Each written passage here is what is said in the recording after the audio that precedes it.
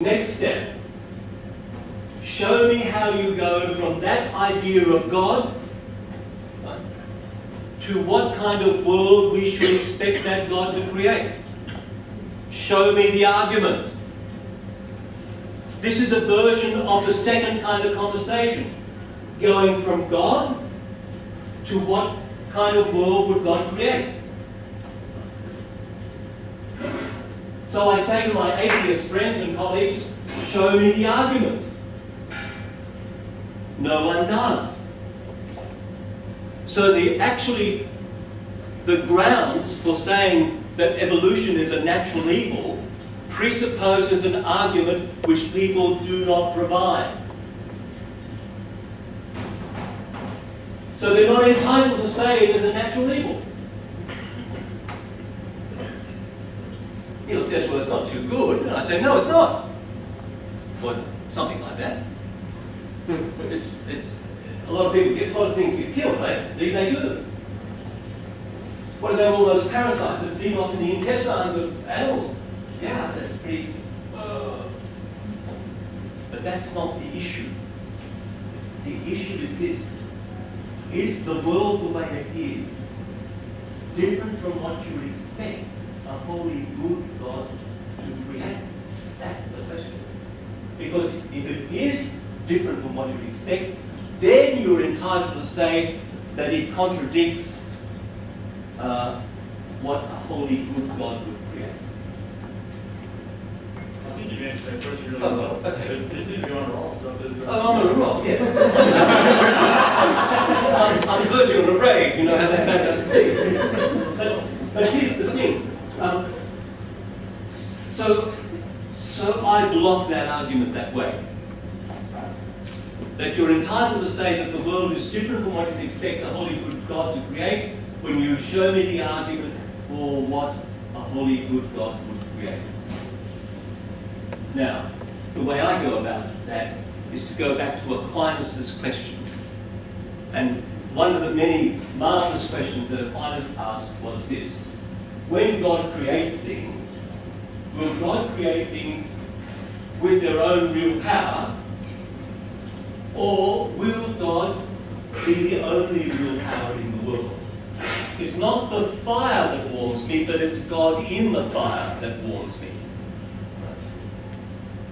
And this is Aquinas' famous teaching about secondary causes.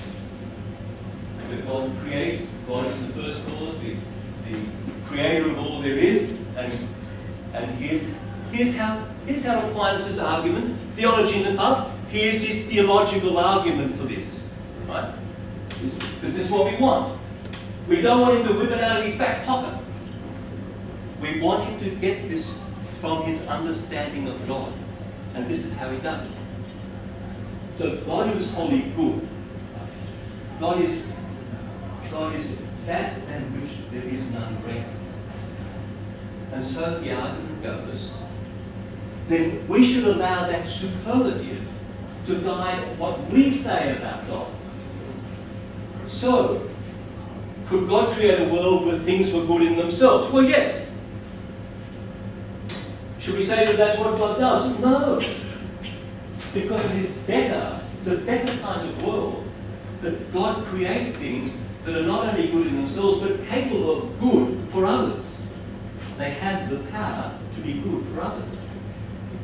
So, if we had to choose between those two things that we say of God, what we should allow ourselves to be informed by, that God is superlative, is an excellence beyond which there is nothing more excellent, a good that is uncompromised.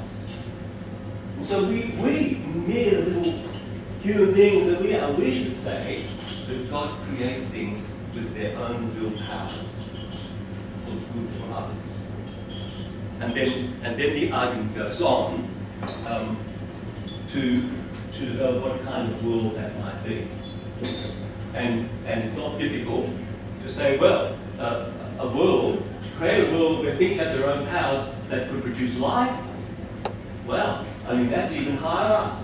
So we should prefer to say that that's the kind of world God creates.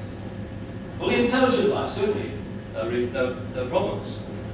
Now, This is the kind of world, this is the kind of theological argument for the kind of world, or something of the kind of world you'd expect God to create. And all I've been appealing to here is the goodness of God. And if you want to say, another way of saying it would be to say that what is of value to God in creating such a world is that things are co-creators with God. So that what God creates is a life-producing universe. And it is good. And that by its own operations, life gets produced. Now here's a trick. I can't stop without this one. Now this is like Galileo's principle. You've got to have this in your brain. This is really crucial. According to our tradition, God is sovereign and wise.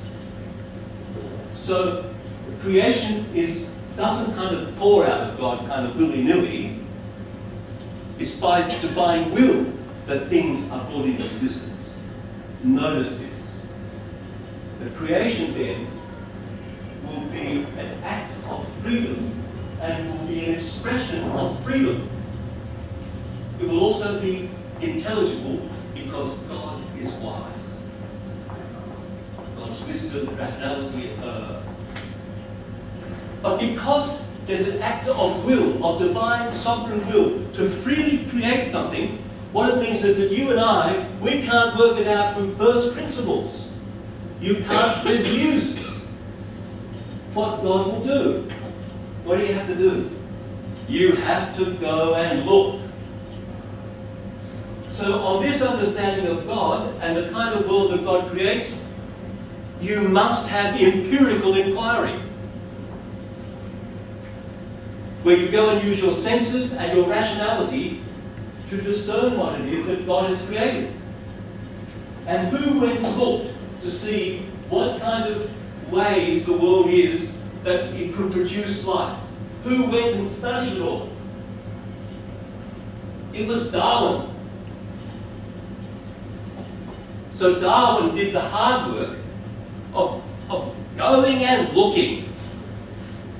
It's that without which we cannot tell what kind of world it is, or the way it is that this world would be a life-producing world. We could, theologically, we could say the what, but not the how. We would need to go and look to find out how God would do it, and how this world that God has created would do it, and therein is evolution. So, in a rough thing, if you want to see the argument more fully, I direct you to a website of mine. It's called Science, Religion and Society at Trinity College. You'll find the paper, Why Would God Use Evolution to Bring Life into Existence? So that's my short answer to your question. Sorry. Don't go too fast, Stephen. Just like to thanks Stephen for that wonderful talk. You really got warmed up there, didn't you? Got going. You should come to the lectures. Yeah. That's one of the points I was going to make. That I think what Stephen showed us tonight here, in such a very short amount of time, he listed all those points that he thought were relevant at the start, and I thought, oh boy, we're going to get to hear answers to all those questions. But of course, that would have taken many, many hours. But he gave us a really good taste of the kinds of questions and how to discuss them in an intelligent and rational way. The kinds of questions that occur between opponents of religion, atheists and Christians. But it really showed me that I think I need to do more reading and research into this area, because of my temptation when I hear a question like, how do you reconcile religion or the Bible and evolution, is to ask Stephen, what should I say? Give me the sentence so I can answer the people. But you can't answer a question like that with a soundbite, with a one sentence response. You really need to do your homework and to do your study and to gain a depth of understanding of those issues And I think Stephen's certainly inspired me, and I think many other people to want to do that tonight. So thanks again, Stephen.